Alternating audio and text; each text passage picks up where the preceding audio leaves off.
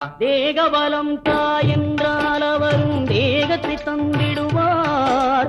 பாதபலம் தாயென்றால் அவரும் பாதத்தை தந்திடுவார். நல்ல பாதையை காட்டிடுவார். சுவாமியே ஐயப்போ ஐயப்போ சுவாமியே.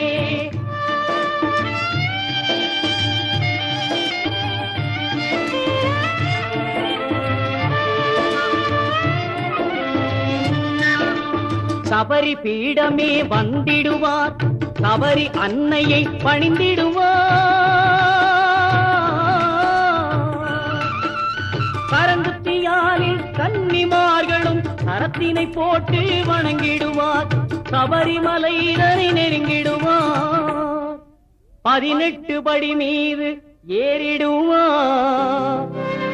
கதி என்று அவனை சரணடைவார்.